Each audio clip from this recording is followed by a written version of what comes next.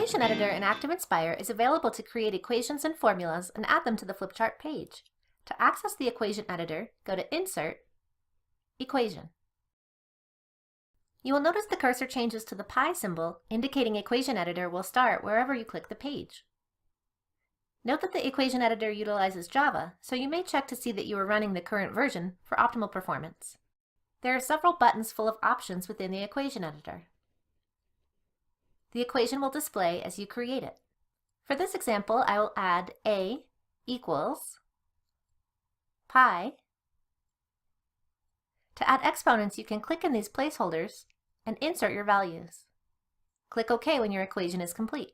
Return to the Selector tool to manipulate the equation as you would with any other object. To edit an existing equation, you can double-click it to open the equation editor. Or alternately, if you still have the equation editor tool in use, just click the equation to open the editor pre-filled with that equation.